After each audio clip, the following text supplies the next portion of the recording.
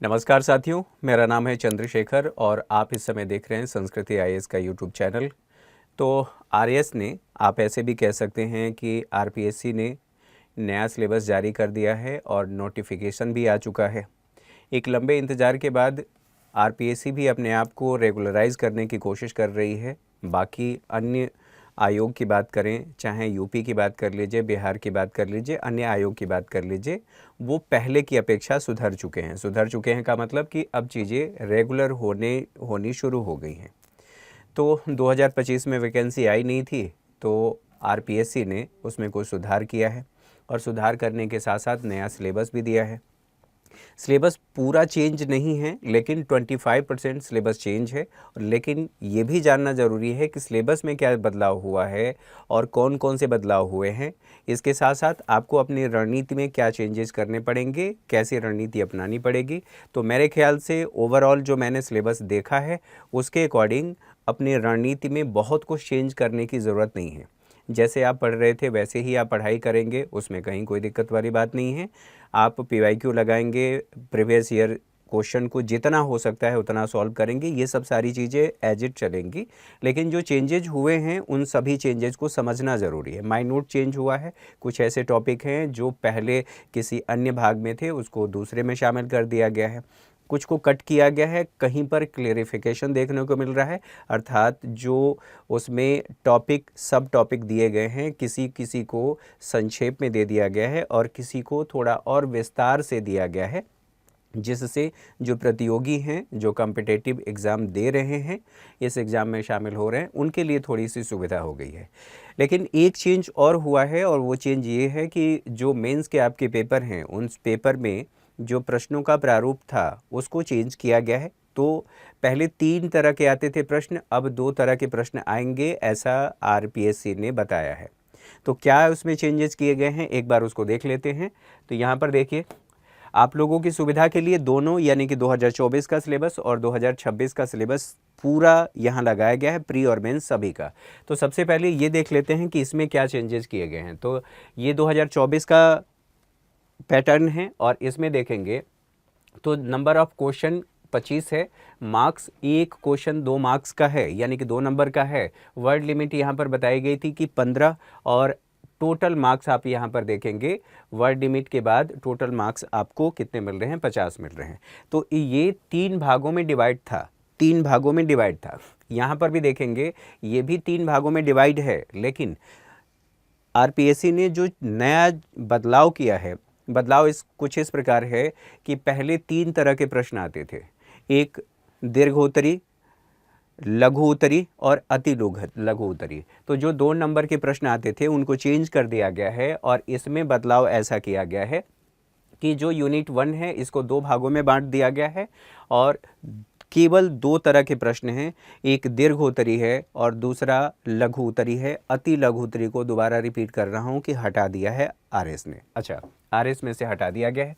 यहाँ पर मार्क्स में चेंज किए गए हैं, नंबर ऑफ क्वेश्चन को चेंज किया गया है, वर्ड लिमिट में बदलाव किया गया है। पहले आप देखेंगे तो वर्ड लिमिट कुछ इस प्रकार से थी, लेकिन अब 2 तरह के ही केवल प्रश्न पूछे जा रहे हैं। जैसा कि मैंने पहले भी कहा कि दीर्घ उत्तरी और लघु उत्तरी, तो आप 50 शब्द जो लघु उत्तरी है उसके लिए डिसाइड है और 150 वर्ड में आपको जो दीर्घ उत्तरी हैं उनको आपको हैंडल करना है। तो वर्ड लिमिट को लेकर के और जो यूनिट बनाए गए हैं 2 भागों में विभाजित कर दिया गया है। 2 भागों में विभाजित करने के साथ साथ उसी के वर्ड लिमिट के साथ साथ मार्क्स भी डिसाइड कर दिया गया है। तो टोटल चेंजेज ये हुआ है, ये आप ध्यान रखेंगे। यहाँ पर आप देखेंगे तो पहले एसे को लेकर के 250 वर्ड में आपसे पूछा जा रहा था और डिसाइड नहीं था कि किस किस टॉपिक से पूछा जाएगा।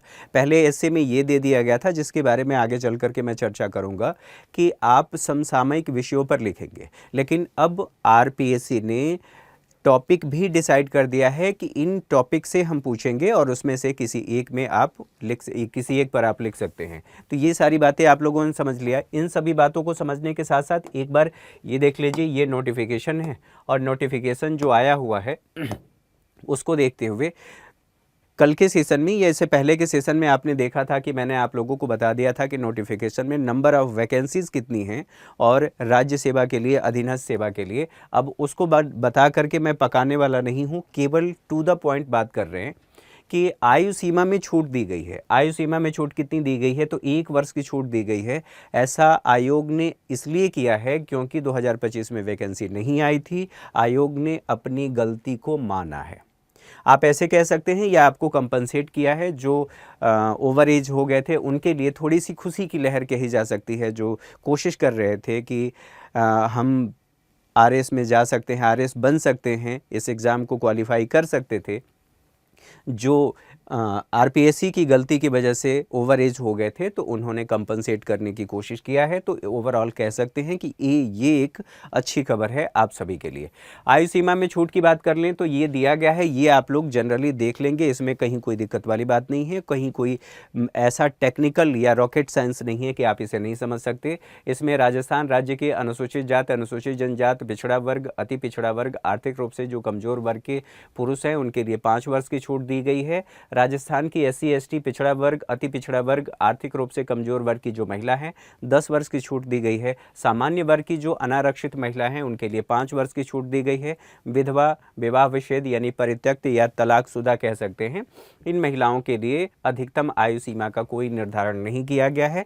तो ये बात ध्यान रखना है। लेकिन एक बात आयोग ने जरूर कह दिया है कि आप आयु सीमा का निर्धारण नहीं करने का मतलब ये नहीं है कि आप 60 वर्ष के बाद भी फॉर्म भर सकते हैं।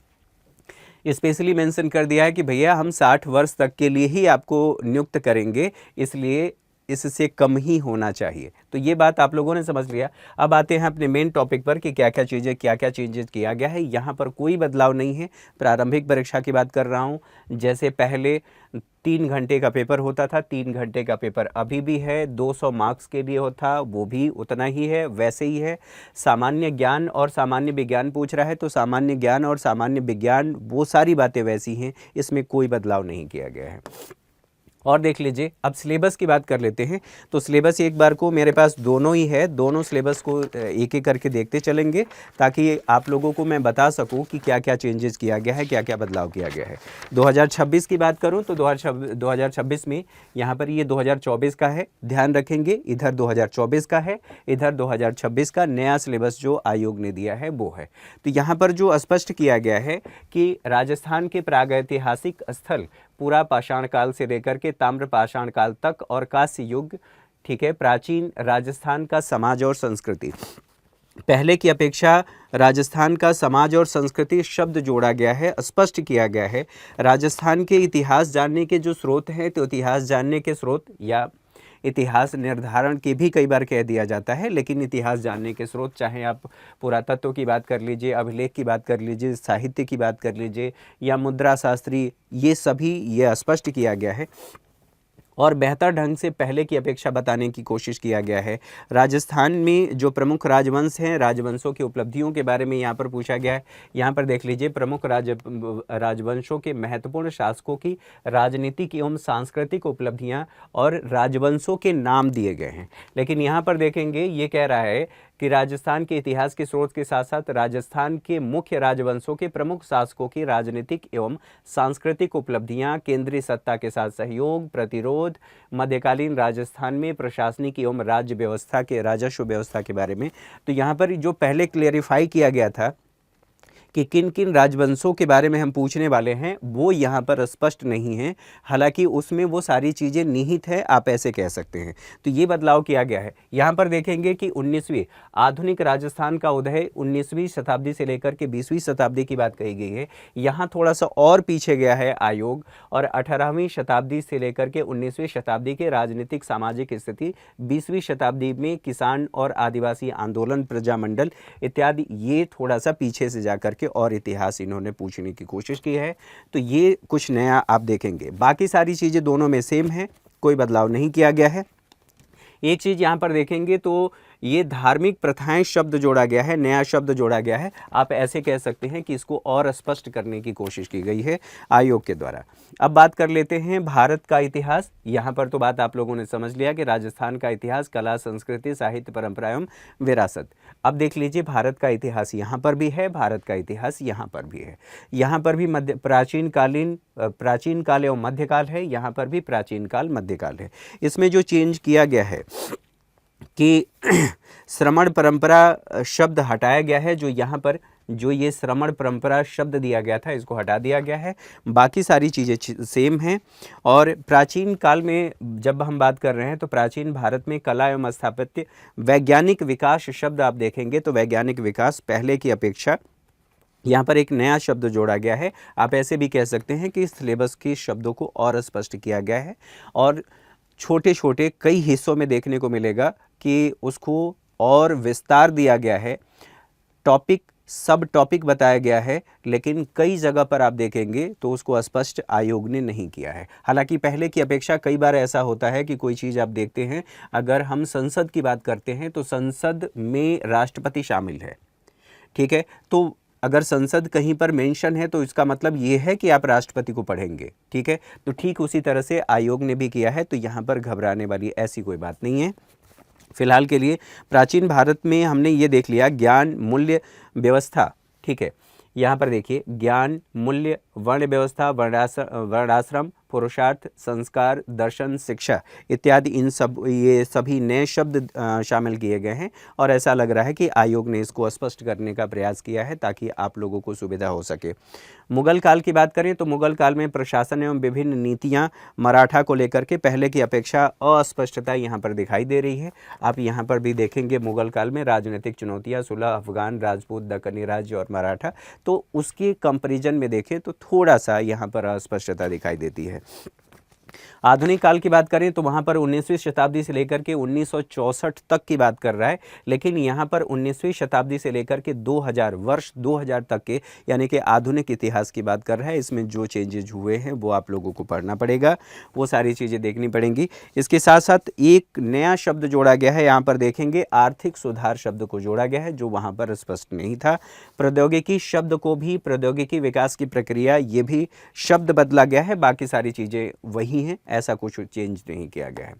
अच्छा, आगे बढ़ते हैं और अगले पेज पर चलते हैं, क्या क्या चेंजेस किए गए हैं। विश्व एवं भारत का भूगोल, ठीक उसी तरह से विश्व एवं भारत का भूगोल, तो इसमें कुछ और बदलाव नहीं किया गया है। दरअसल यहाँ पर जो दिया गया है वितरण और प्रमुख फसलें, नया शब्द जोड़ा गया है, वितरण और प्रमुख फसलें कृषि के क्षेत्र में, ठीक है, वहाँ पर भी था लेकिन उतना स्पष्ट नहीं था, यहाँ पर इन्होंने बता दिया है। नया शब्द जोड़ा गया है और नया शब्द जोड़ने के साथ साथ इसी में एक और बदलाव दिया गया है, देखने को मिलेगा। प्रमुख उद्योगों के बारे में कहा गया है। जो परिवहन तंत्र है, परिवहन तंत्र में ये आप देखेंगे जो परिवहन तंत्र नदियों को लेकर के, तो नदियां और झीलें यहाँ पर हैं लेकिन परिवहन तंत्र यहाँ पर दिया गया है। तो विश्व के भूगोल की बात की जा रही है तो परिवहन तंत्र को ध्यान रखेंगे और नदियों के अंदर और प्रवाह तंत्र को भी जोड़ा गया है, ये भी ध्यान रखेंगे।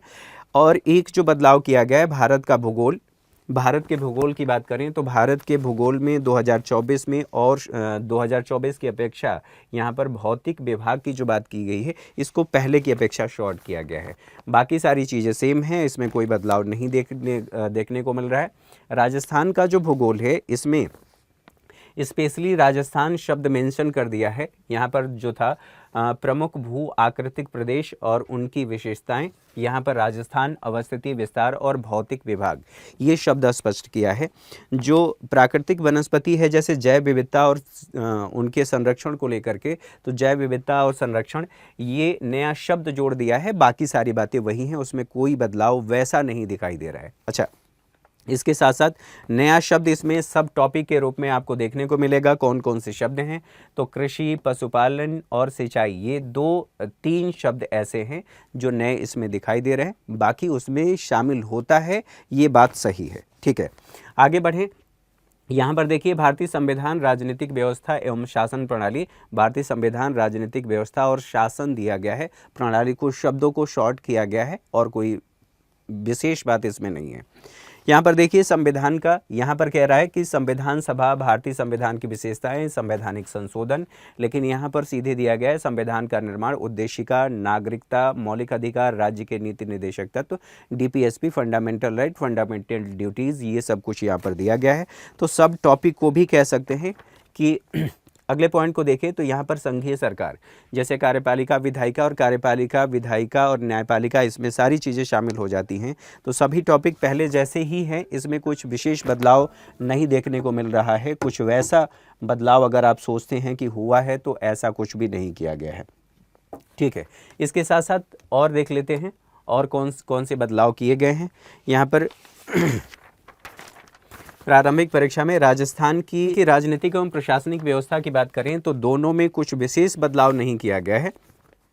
हाँ, सिलेबस को और स्पष्ट यहाँ पर जरूर किया गया है, जैसे मजिस्ट्रेट, पुलिस अधीक्षक, उपखंड अधिकारी, तहसीलदार, यहाँ पर बाकी और कोई इसमें मेजर चेंजेस नहीं हैं। लेकिन आगे चल करके जब हम आर्थिक अवधारणाएं और भारतीय अर्थव्यवस्था की बात कर रहे हैं तो इसमें कुछ चीज़ें आपको देखने को मिलेंगी। जैसे पहले आर्थिक, यहाँ पर कहा गया कि अर्थशास्त्र की मूल अवधारणाएं, अर्थशास्त्र को लेकर के और अर्थव्यवस्था को लेकर के अक्सर जद्दोजहद होती रहती है कि अर्थशास्त्र और अर्थव्यवस्था क्या अलग है। मैक्सिमम टीचर अर्थशास्त्र और अर्थव्यवस्था में अंतर कर ही नहीं पाते, तो ये समस्या है। फिलहाल शायद आयोग को भी लग गया होगा, समझ में आ गया होगा कि अर्थशास्त्र और अर्थव्यवस्था में अंतर होता है, तो उन्होंने थोड़ा सा चेंजेस किया है। आर्थिक अवधारणाएं और भारतीय अर्थव्यवस्था शब्द जोड़ा है। यहाँ पर देखिए अर्थव्यवस्था यहाँ पर भी लिखा गया था, लेकिन यहाँ पर अर्थशास्त्र की मूल अवधारणाओं की बात कही गई है। तो थोड़ा सा आयोग ने भी ऐसा लग रहा है कि सुधार किया है, चीज़ें समझ में आई हैं। हो सकता है ऐसा, हो सकता है कि हाँ, फिलहाल के लिए यहाँ पर देखिए बजट निर्माण, बैंकिंग, लोक वित्त, जीएसटी, राष्ट्रीय आय, समृद्धि, विकास की आधारभूत ज्ञान, ये सारी चीज़ें यहाँ पर दी गई थी 2024 में। यहाँ पर आर्थिक वृद्धि, विकास, समृद्धि, विकास, पर्यावरण क्षरण और सतत विकास यहाँ पर शामिल कर दिया गया। बेसिकली ये वाला जो पॉइंट है ये होना चाहिए था ज्योग्राफी में, इन्वायरमेंट इकोलॉजी में, लेकिन इसको यहाँ पर शामिल किया गया है। तो ठीक है, आयोग ने कुछ सोच करके ही शामिल किया होगा। विकास के मापन में आप देखेंगे तो पारंपरिक माप और मानव विकास सूचकांक एसडीआई के बारे में बात कर रहा है, लेकिन एक शब्द इन्होंने जोड़ दिया है कि अन्य संबंधित सूचकांक। संबंधित सूचकांक बहुत बड़ा दायरा हो जाता है। संबंधित सूचकांक यानी कि जितने भी इसमें सूचकांक शामिल हैं, एचडीआई से संबंधित अगर ले रहा है तो एचडीआई से संबंधित सूचकांक तो आ जाएंगे, लेकिन अगर अन्य का मतलब और भी जितने भी प्रकार के इंडेक्स जारी किए जाते हैं जो परिवर्तन को बताते हैं, अगर उनकी बात करें तो दायरा बड़ा हो जाता है। फिलहाल के लिए मैं मान करके चल रहा हूं कि मानव विकास सूचकांक और अन्य संबंधित सूचकांक यानी कि एसडीआई से ही संबंधित है। उसके जो 3 डायमेंशन है उससे संबंधित ये पूछ रहा होगा फिलहाल के लिए। एक और आप देखेंगे राजकोषीय संघवाद, तो यहाँ पर कहीं वो चीज़ दिखाई नहीं दे रहा है। लेखा की अवधारणा, ये सब सारी चीज़ें आप देखेंगे 2024 के सिलेबस में था, लेकिन राजकोषीय संघवाद यहाँ पर दिखाई दे रहा है। और केंद्र राज्य वित्तीय संबंध और वित्त आयोग, तो ये केंद्र राज्य वित्तीय संबंध ये आप पॉलिटी में भी पढ़ते हैं। फिलहाल इन्होंने इकॉनमी में भी पूछ लिया है, तो इकॉनमी में भी पढ़ाया जाता है, पॉलिटी में भी पढ़ाया जाता है, तो पूछ लिया है तो हो सकता है कि दोहराव की समस्या हो, लेकिन पढ़ना आपको दोनों ही है। ठीक है, यहाँ तक बातें समझ में आ गई। पहले जैसा कुल मिलाकर के देखा जाए तो ये सारी बातें पहले जैसी ही हैं। कुछ यहाँ पर चेंजेस देखने को मिल रहे हैं, जैसे राजकोषीय और मौद्रिक नीति, सब्सिडी, लोक वितरण प्रणाली, ई कॉमर्स, तो ई कॉमर्स को हटा दिया है। मुद्रास्फीति की अवधारणा ये मेंस में शामिल किया गया है, तो बहुत सारे चेंजेस यहाँ पर दिख रहे हैं। ठीक है, तो कुछ ऐसा नहीं है कि आपको अलग से चीज़ें दे दी गई हैं अगर अभी तक की बात करूँ तो। लेकिन हाँ, ये ज़रूर किया गया है कि कुछ टॉपिक जो प्री में थे उसको मेंस में शामिल कर दिया गया है, और कुछ टॉपिक जो प्री के लायक थे तो आयोग ने विचार किया और आयोग को लगा कि हाँ मुझे सुधार करना चाहिए, तो आयोग ने उसे सुधार लिया है। और यूँ कहें कि जहाँ पर जिसको होना चाहिए था उसी को वहाँ पर चेंज कर दिया गया है। आप 2024 के सिलेबस की बात करें तो 2024 में ये जो स्टॉक एक्सचेंज था, स्टॉक एक्सचेंज शेयर बाज़ार को लेकर के, या कैपिटल बाज़ार, कैपिटल मार्केट कह सकते हैं, जो इकॉनमी में पढ़ाते हैं, तो इकॉनमी में खास करके ये वाला हिस्सा बहुत ज़्यादा पकाऊ होता है, लेकिन लोगों के दैनिक जीवन से जुड़ा हुआ है क्योंकि मैक्सिमम लोग ट्रेडिंग कर रहे हैं। तो फिलहाल के लिए ये यहाँ से प्रारंभिक परीक्षा के सिलेबस से हटा दिया गया है। इसके साथ साथ आप देखेंगे तो ये जो सब्सिडी लोक वितरण प्रणाली है इसको हटा दिया गया है, ई कॉमर्स को हटा दिया गया है और मुद्रास्फीति अवधारणा प्रभाव ये इसको यहाँ से हटा दिया गया। तो ये कुल मिलाकर के ये जो पहले प्री में पूछा जाता था अब वो प्री में नहीं है, ठीक है। जो नया सिलेबस है नए सिलेबस में वो नहीं है। अब आगे बढ़ें और विज्ञान प्रौद्योगिकी से पहले राजस्थान की अर्थव्यवस्था की बात करें तो राजस्थान की अर्थव्यवस्था में क्या क्या चेंजेस किया गया है। तो राजस्थान की अर्थव्यवस्था में इन्होंने जो चेंज किया है, प्रमुख विकास परियोजनाएं यहाँ पर दिया गया था, प्रमुख विकास परियोजनाएं ये रही। यहाँ पर देखिए अर्थव्यवस्था का बृहद परिदृश्य और राज्य का बजट, राज्य बजट, कृषि उद्योग सेवा क्षेत्र की मौजूदा स्थिति, मुद्दे, सरकारी जो पहल हैं वो पहल के बारे में पूछा गया, आधारभूत संरचना का विकास, ऊर्जा, परिवहन, संचार। तो इन्होंने बेसिकली फोकस किया है, ये बता दिया है कि हम सामाजिक अवसंरचना की बात नहीं कर रहे हैं, हम बात कर रहे हैं केवल और केवल आर्थिक अवसंरचना की, ठीक है, या भौतिक अवसंरचना कह लीजिए, क्योंकि इंफ्रास्ट्रक्चर को हम दो भागों में बांट करके देखते हैं। तो फिलहाल इन्होंने ये बता दिया है कि हम ऊर्जा, परिवहन और संचार के बारे में ही यहाँ पर पूछेंगे, जो सोशल इंफ्रास्ट्रक्चर है उसके बारे में नहीं पूछेंगे, जिसमें शिक्षा स्वास्थ्य शामिल है। लेकिन जब आगे बढ़ेंगे सिलेबस को देखेंगे तो यहाँ पर मूलभूत सामाजिक सेवाएं जब यहाँ पर शिक्षा और स्वास्थ्य शामिल किया गया है तो ये ऑलरेडी इसी में शामिल हो जाता है, उससे संबंधित बातें उसमें बताई जाती हैं, बस इकोनॉमी के नज़रिए से समझना है। राजस्थान सरकार की महत्वपूर्ण जो कल्याणकारी योजनाएं हैं उन कल्याणकारी योजनाओं के बारे में भी बताया गया है। तो कुछ ये चेंजेस किए गए हैं। और विज्ञान प्रौद्योगिकी की बात करें तो विज्ञान प्रौद्योगिकी में जो उपग्रह शब्द है, ठीक है, यह शब्द नहीं था, यहाँ पर उपग्रह शब्द नहीं था, लेकिन यहाँ पर शामिल कर दिया गया 2026 के सिलेबस में। यहाँ पर देखिए मानव स्वास्थ्य देखभाल की बात की जाए तो ये आहार, पोषण, रोग और सार्वजनिक स्वास्थ्य कार्यक्रम, ये रोग और सार्वजनिक स्वास्थ्य कार्यक्रम को यानी कि आयोग ने सिलेबस को और पहले की अपेक्षा स्पष्ट किया है ताकि आपको पढ़ने में आसानी हो। और पर्यावरणीय तथा पारिस्थितिकी परिवर्तन एवं उनका प्रभाव के साथ साथ एक और शब्द दे दिया है मूल्यांकन। तो मूल्यांकन शब्द इसमें जोड़ दिया गया है और विशेष बदलाव नहीं दिखाई दे रहा है। हाँ, राजस्थान के विशेष संदर्भ में आपसे पूछा गया है कृषि विज्ञान, उद्यान विज्ञान, वानिकी एवं पशुपालन, इसको शामिल किया गया है। सरकारी कार्यक्रम और नीतियों को शामिल किया गया है। अभिनव वैज्ञानिक एवं प्रौद्योगिकी प्रगति को शामिल किया गया है। प्रौद्योगिकी में भारतीयों का योगदान इसमें पूछ लिया गया है। जो नया सिलेबस आया है तो ये अपने आप में महत्वपूर्ण है। प्रौद्योगिकी का स्वदेशीकरण, लास्ट में आप देखेंगे तो प्रौद्योगिकी का स्वदेशीकरण ये एक नया टॉपिक जोड़ा गया है, कह सकते हैं सब टॉपिक के रूप में है। चलिए आगे बढ़ते हैं, अगले उसको देख लेते हैं कि इसमें क्या उन्होंने चेंजेस किया है। तार्किक विवेचन एवं मानसिक योग्यता, जो यूपीएससी में सीसेट या आप यूपीपीसीएस में देख लीजिए सीसेट है, तो कुछ यहाँ पर क्वेश्चन इसमें शामिल किए जाते हैं, इसी में इंक्लूड होता है। फिलहाल के लिए यहाँ पर देखिए इसको, इस वाले हिस्से को हमने देख लिया है, तार्किक विवेचन और मानसिक योग्यता। तो यहाँ पर जो दिया गया है कथन एवं मान्यताएं सेम हैं, इसमें कुछ विशेष बदलाव नहीं किया गया है। इसमें जो बदलाव किया गया, जो नया शब्द जोड़ा गया है, यहाँ पर देखिए विवेचनात्मक शब्द कह सकते हैं कि स्पष्ट किया है। मानसिक योग्यता के बारे में सेम है, जो 2024 में है वो 2026 में भी है। आधारभूत संख्यात्मक जो दक्षता है उसमें लाभ और हानि ये पहले की अपेक्षा जोड़ा गया है। 2024 में ये नहीं था, ये नया शब्द जोड़ा गया है, बाकी सारी चीज़ें एज इट हैं। यहाँ पर समसामयिक घटनाएं और मुद्दे राजस्थान के विशेष संदर्भ में ये स्पष्ट कर दिया है कि राजस्थान के विशेष संदर्भ में हम पूछेंगे। लेकिन यहाँ पर देखेंगे तो कुछ ऐसे टॉपिक हैं जिनको स्पष्ट किया गया है। तो पहले की अपेक्षा आप यहाँ पर देखेंगे राजस्थान भारतीय एवं अंतर्राष्ट्रीय महत्व की प्रमुख समसामयिक घटनाएं, मुद्दे, वर्तमान चर्चित व्यक्ति, स्थान, संस्थाएं, खेल एवं खेल कूद संबंधी गतिविधियां, उसको शामिल किया गया था। लेकिन ये दायरा थोड़ा सा बड़ा दिखाई दे रहा है क्योंकि आयोग ने इसे स्पष्ट किया है। लेकिन नया टॉपिक भी शामिल किया गया है, जैसे यहाँ पर देखिए राजस्थान सार्वजनिक परीक्षा भर्ती में अनुचित साधनों की रोकथाम के लिए अध्याउपाय और अधिनियम इसका 2022 का है, इसको इसमें शामिल कर दिया गया है। तो ये कहेंगे कि बिल्कुल ये वाला हिस्सा एक नया टॉपिक इसमें शामिल है, ठीक है।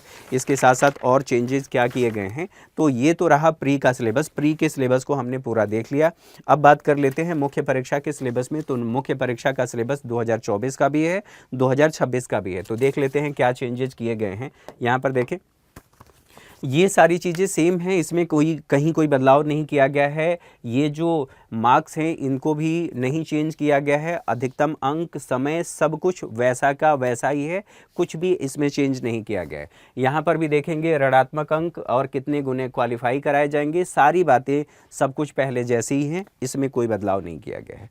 जहाँ पर बदलाव किया गया है उन सभी बातों को एक एक करके समझते चलते हैं, देखते चलते हैं, ताकि अगर आप कहीं कोई गलती कर रहे हैं तो उस गलती से आप बच जाएं, इसीलिए इस सेशन का महत्व है फिलहाल के लिए। यहाँ पर देखिए प्रथम प्रश्न पत्र में, इसमें 2024 की बात करें 2024 में और 2026 में कुछ विशेष बदलाव यहाँ नहीं दिख रहा है।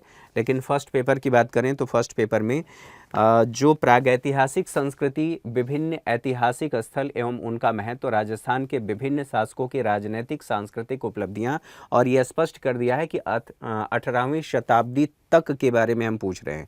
अच्छा, यानी कि आप इसको देखेंगे कि ये स्पष्ट करने का मतलब ये हो गया, ये शब्द यहाँ पर जोड़ने का मतलब है कि हम केवल यहाँ तक देखेंगे। ठीक है, अगर आयोग ने कुछ इधर उधर नहीं किया तो फिलहाल के लिए ये सही है।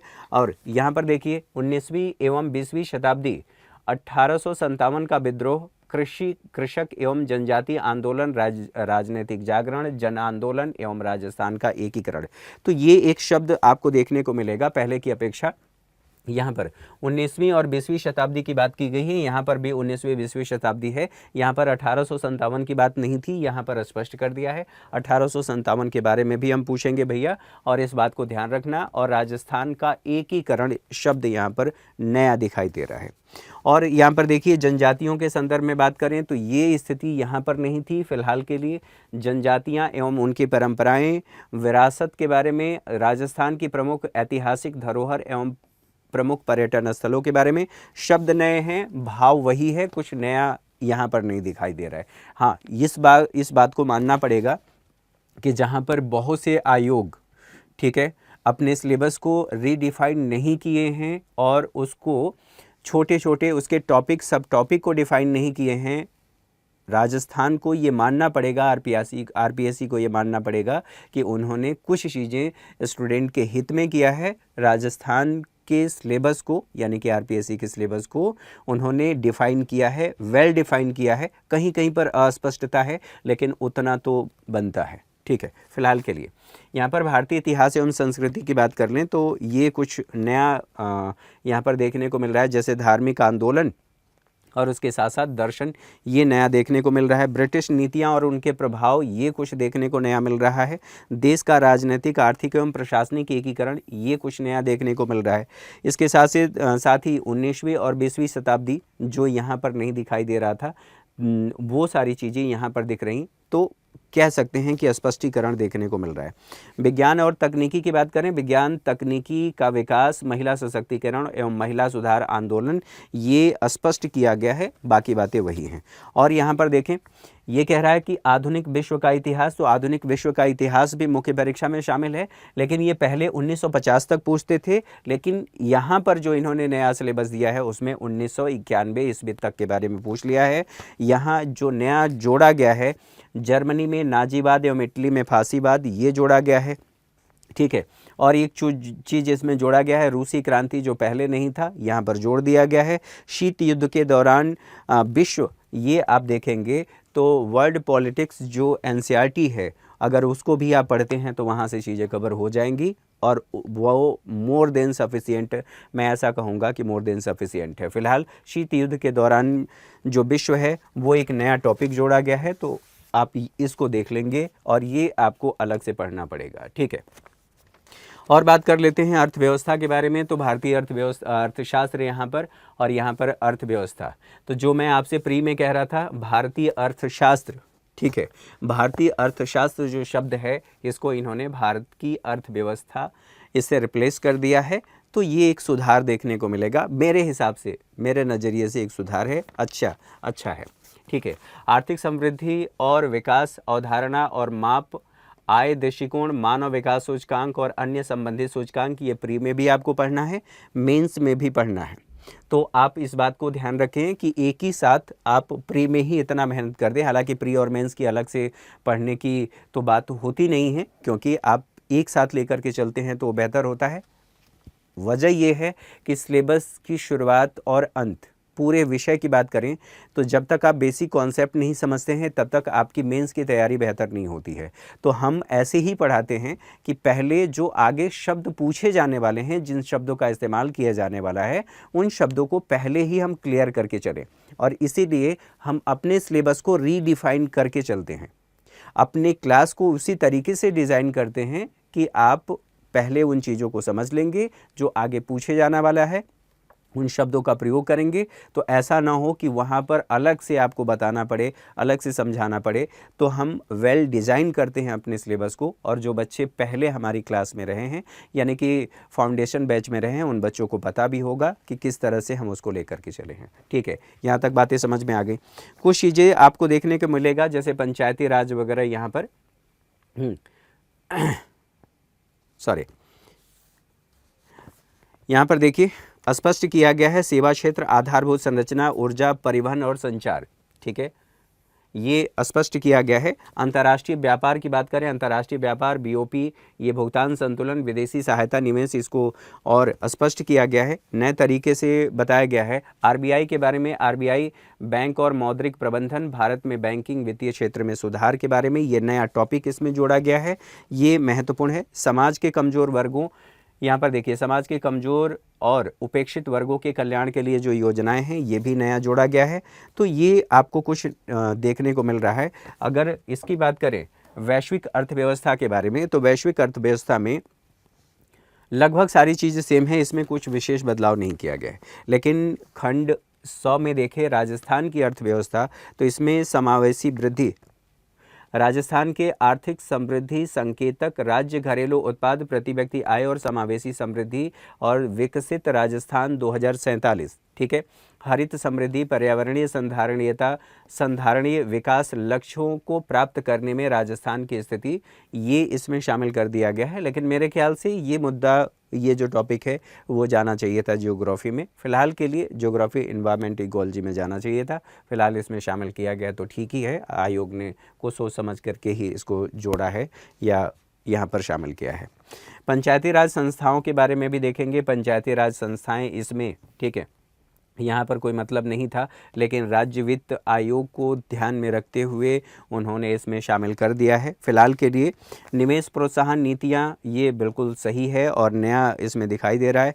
एमएसएमई को आप देखेंगे तो एमएसएमई ये थोड़ा सा नया इसमें दिख रहा है, हालांकि वो सारी चीज़ें उसमें शामिल हो जाती हैं। फिर भी राज्य में पेट्रोलियम और तेल संसाधन की बात करें तो ये एक नया जोड़ा गया है। मानव संसाधन, स्वास्थ्य और शिक्षा, बेरोजगारी, गरीबी, ये भी कुछ नया है।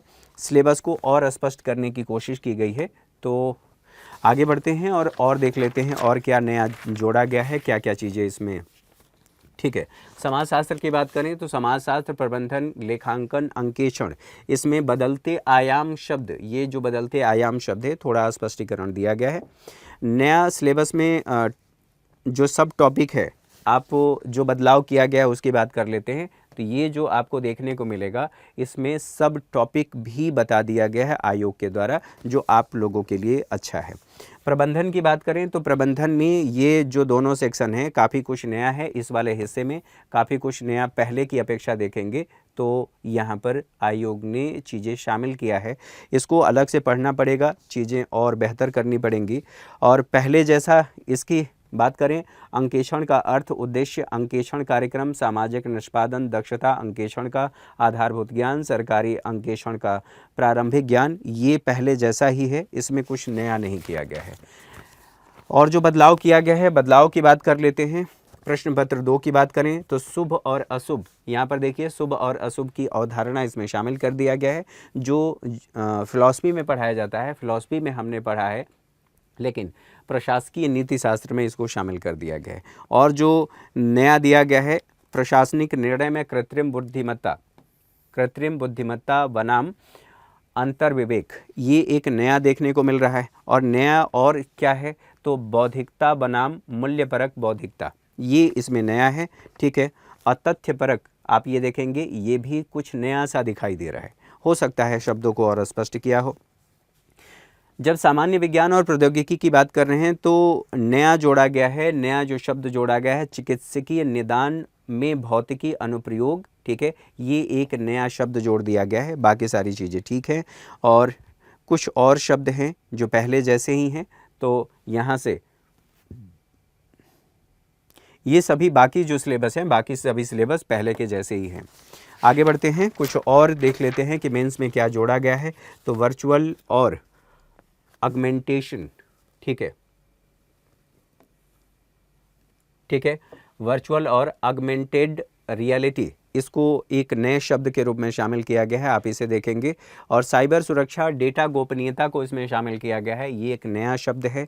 नए शब्द के साथ साथ रक्षा अनुसंधान और स्वदेशी प्रौद्योगिकी, ये आपको नया देखने को इसमें मिलेगा। अच्छा, बाकी सारी चीज़ें जो ड्रोन टेक्नोलॉजी है, ड्रोन टेक्नोलॉजी बढ़ते इसके प्रभाव को देखते हुए, हाँ, हो सकता है कि आरपीएससी ने ये देख लिया हो कि भैया भारत सरकार ने कैसे, या भारत ने पाकिस्तान के खिलाफ कैसे ऑपरेशन सिंदूर किया और ड्रोन का महत्व क्या है इत्यादि को देखते हुए हो सकता है शामिल कर लिया गया हो। फिलहाल के लिए नया आपको देखने को मिलेगा जैसे सूर्याभिताप, वायुमंडलीय परिसंचरण, आर्द्रता, वर्षण, ये है। और प्रमुख पर्यावरण संबंधी मुद्दे, इनको शामिल किया गया है।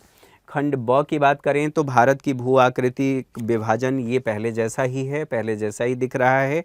शब्द नया जोड़ा गया है, अपवाह, प्रतिरूप और प्रमुख नदियाँ, उसको पहले हमने प्री में भी देखा था, बाकी सब पहले जैसा ही है। नया शब्द इसमें जो जोड़ा गया है खंड 100 में वन्य जीव एवं जैव विविधता, इसको शामिल किया गया है। एक और चीज़ इसमें मृदा संसाधन को शामिल किया गया है, ये कुछ नया है। और एक बात और, यहाँ पर पर्यटन देखिए, पर्यटन को यहाँ से पर्यावरणीय मुद्दे भारत के भूगोल में शामिल किया गया है, लेकिन ध्यान रखने वाली बात है कि पर्यटन नया शब्द इसमें जोड़ दिया गया है, ठीक है।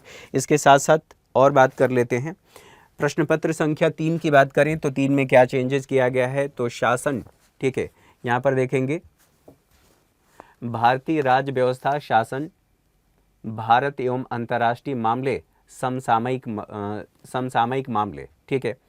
तो भारत के संविधान की उत्पत्ति, संरचना और प्रमुख सिद्धांत, ये आपसे पूछा गया है, तो कुछ नया नहीं है, शब्द बदले गए हैं यहाँ पर और कुछ नया नहीं है, ठीक है।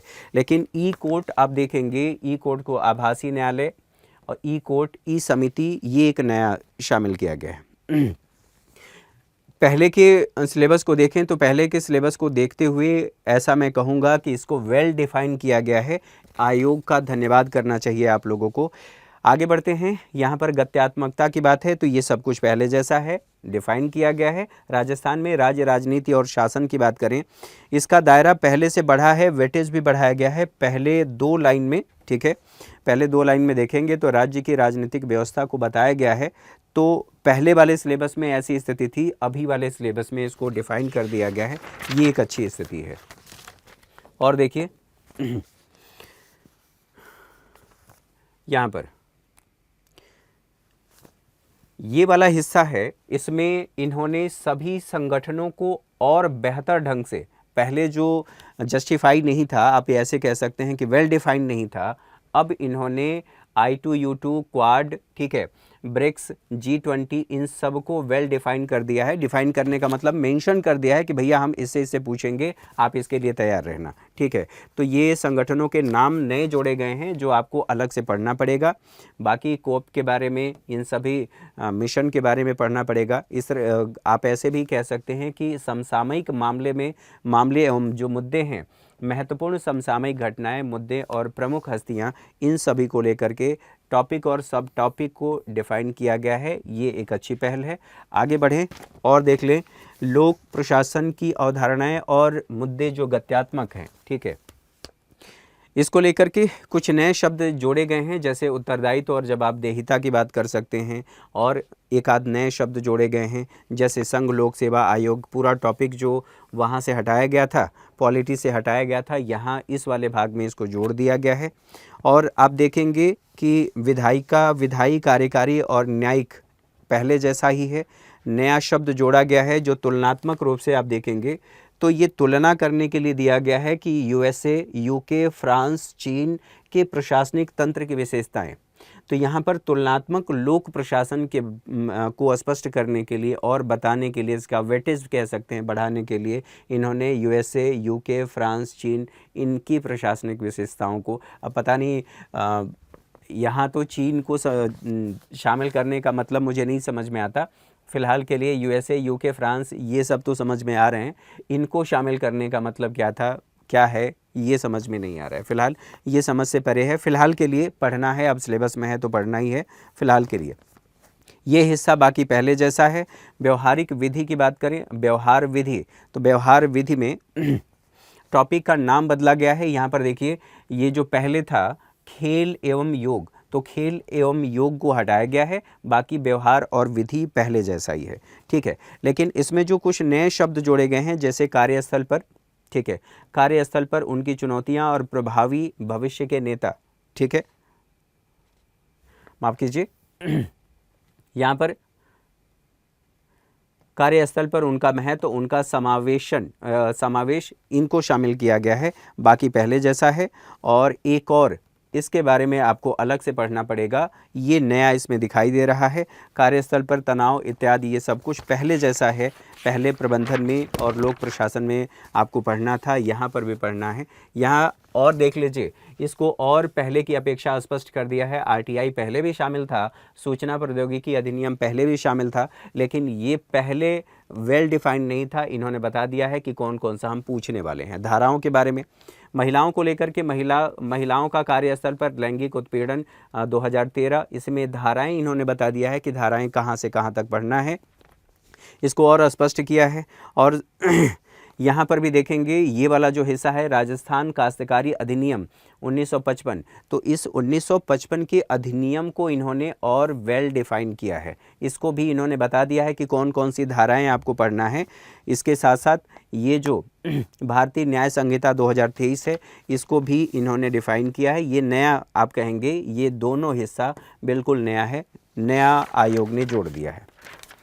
लेकिन एक जो बदलाव आगे चल करके देखने को मिल रहा है, बदलाव क्या है, यहाँ पर देखिए, पहले की स्थिति 120 कुल अंक 120 के लिए था, यहाँ पर 90 के लिए कर दिया गया है, कुल अंक 90 कर दिया गया है। यहाँ पर आप देखेंगे तो पहले की जो स्थिति थी, ये 50 अंक का पूछा जाता था, अभी इसको 30 अंक में पूछा जा रहा है। यहाँ पर देखिए 50 है, यहाँ पर इन्होंने 30 कर दिया है। और बाकी सारी चीज़ें पहले जैसी ही हैं, यहाँ पर कुछ ऐसा अलग नहीं है, पहले जैसा ही इन्होंने शामिल कर दिया है। ये चेंज किया है कि पहले जो 50 अंक का था, इन्होंने 30 कर दिया है। और पहले आप यहाँ पर देखेंगे कि पहले ये 75 शब्द में अनुवाद जो है 75 शब्द में पूछा जाता था, अभी इसको 50 शब्द में कर दिया है। यहाँ पर आपको ये देखने को मिलेगा। अच्छा, पहले ये जो भाग 100 में 20 अंक का पूछा जा रहा था, यहाँ पर भाग 100 को 30 अंक का कर दिया गया है। बाकी और कोई इसमें चेंजेस नहीं है। इंग्लिश में चेंजेस देखने को मिलेंगे और कुछ मेजर चेंजेस दिखाई दे रहे हैं। कौन कौन से, तो यहाँ पर देखिए प्रीपोजिशन के बारे में, प्रीपोजिशन यहाँ पर भी पूछा गया, प्रीपोजिशन पहले दे दिया है। जो चेंज किया गया है, पहले के सिलेबस को देखेंगे और अभी के सिलेबस को देखेंगे तो इसमें थोड़ा सा चेंज आपको दिखाई देगा कि इन्होंने कुछ चीज़ों को जो पहले सिलेबस में इसकी चर्चा सिलेबस में नहीं की गई है। जैसे आप ये देख लीजिए, टेंस, ये इसकी चर्चा नहीं की गई है, इसकी चर्चा नहीं की गई है, एक्टिव पैसिव की चर्चा नहीं की गई है, एंटोनिम सिनोनिम्स की चर्चा नहीं की गई है, इनकी चर्चा सिलेबस में नहीं की गई है। जो नया सिलेबस है इसमें कुछ नहीं जोड़ा गया है, स्पष्ट नहीं बताया गया है। लेकिन यहाँ पर पार्ट बी में देखेंगे तो जो पहले यहाँ पर पूछा जा रहा था, ठीक है, 250 शब्द में, ये पूछा जा रहा है अब 300 वर्ड में, ठीक है। पार्ट सी में देखें तो ये 20 मार्क्स का पूछा जा रहा है, पहले ये 30 मार्क्स का था, ठीक है। तो ये कुछ बदलाव है। अच्छा, आगे चलें और निबंध को देखें तो निबंध जो मैंने शुरुआत में आपसे कहा था कि इसमें कुछ चेंजेस किए गए हैं। पहले जो निबंध पूछा गया था वो केवल 20 अंक का था और 250 शब्द में आपसे समसामयिक मुद्दों को कहा गया था कि समसामयिक मुद्दों से संबंधित आपसे पूछा जाएगा।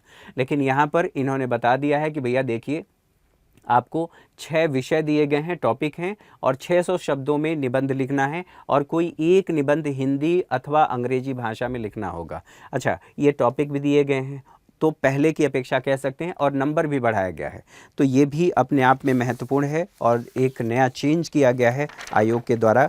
आप इससे पहले देखेंगे यहाँ पर देखेंगे तो किसी समसामयिक और अन्य विषय पर निबंध लेखन, ये 250 शब्दों में लिखने के लिए कहा गया था और अंक दिया गया था उसके लिए केवल 20, लेकिन यहाँ पर दिया गया है आपको, ठीक है, यहाँ पर दिया गया है 40 अंक और 6 शब्दों में, यानी कि वर्ड आपको ज़्यादा लिखने हैं, नंबर थोड़े से, ठीक है, 250 यानी कि 500, लेकिन यहाँ पर उसके हिसाब से नंबर नहीं बढ़ा है। तो कुल मिलाकर कि ये सिलेबस है और नया चेंज किया गया है। बाकी सवाल ये है कि हमारी आगे की रणनीति क्या होनी चाहिए।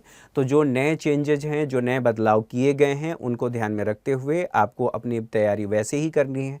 हाँ, जो बच्चे बिल्कुल नए हैं उनके लिए तो चैलेंजिंग है। जो प्रबंधन को लेकर के, मैनेजमेंट को लेकर के नई चीज़ें हैं जो बाकी आयोग से अलग है। हालांकि एमपी में ये पूछा जाता है, लेकिन इन्होंने चेंज किया है, नया बदलाव किया है, तो उन बातों को ध्यान में रखते हुए आपको अपनी तैयारी करनी चाहिए। और जो नया चेंजेस किया गया है, हमारी टीम उसके लिए तैयार है, कहीं कोई दिक्कत नहीं है। बाकी आपको अपनी रणनीति इस तरीके से बनानी पड़ेगी। मुख्य परीक्षा की बात करूं, प्रारंभिक परीक्षा में जो टॉपिक शामिल किए गए हैं या जो टॉपिक हटा दिए गए हैं, तो वो आपको देखना पड़ेगा, जिसको मैंने वेल डिफाइन कर दिया, आयोग ने क्या क्या बताया है, क्या क्या हटाया है, क्या क्या शामिल किया है, ये सारी बातें प्री के लिए तो वही स्ट्रेटजी रहेगी कि आप मैक्सिमम पीवाईक्यू सॉल्व करें, टॉपिक पढ़ें, टॉपिक पढ़ने के बाद उस टॉपिक से संबंधित पीवाईक्यू को उठाएं। और बहुत से ऐसे मार्केट में बुक या बहुत सी ऐसी चीज़ें मिल रही हैं, टेस्ट पेपर मिल रहे हैं जो टॉपिक और सब टॉपिक से सवाल बना रहे हैं, तो आप उनको, हमारे यहाँ भी लगातार इससे संबंधित चीज़ें चल रही हैं, आप उसको देख सकते हैं। और एक बात और ध्यान रखें, मुख्य परीक्षा को लेकर के जो पहले 2-2 नंबर के प्रश्न पूछे जाते थे, उसके लिए बहुत ज़्यादा मेहनत करनी पड़ती थी। एकदम आपके सटीक शब्द चाहिए, उसके लिए सटीक शब्द चाहिए होते थे। शब्द चुनाव या शब्द चयन में आपको समस्या होती थी, तो थोड़ा आयोग ने यहाँ पर कह सकते हैं कि लिबरल हुआ है। आपको शब्द बनाने के लिए, वाक्य संरचना के लिए थोड़ा सा आपको छूट दे दिया है कि आप 50 शब्द में लिख सकते हैं, तो आपके लिए वो आसान हुआ है। लेकिन आसान परीक्षा कभी भी आसान नहीं होता, इस बात का हमेशा अंदाज़ा आप लोगों को होगा, अगर आपने दिया है तो। अगर नहीं दिया है तो जब आप अपीयर होंगे तब आप उसको देखेंगे, समझेंगे। और मैंने पहले भी कहा था कि तैयारी किसी की पूरी नहीं होती है, बस आपने कितना एफर्ट किया है, सिलेबस कितना कवर किया है, ये देखना होता है, और सही तरीके से आपने स्मार्ट तरीके से सिलेबस को कवर किया है या नहीं। तो आज के सेशन में इतना ही। अगले सेशन में हम बात करेंगे और पूरे ट्रेंड एनालिसिस के साथ बात करेंगे कि किस टॉपिक से कितने प्रश्न आए हैं और कट ऑफ क्या रही है, अलग अलग कैटेगरी वाइज, और उस विषय को लेकर के आप बिल्कुल निश्चिंत रहें। एक एक टॉपिक पर हम बात करेंगे और आपको डेटा के साथ दिखा करके बात करेंगे, कैसे चेंजेज हुए हैं उनके बारे में बात करेंगे। अगली क्लास में मुलाकात होगी, अगले सेशन में मुलाकात होगी।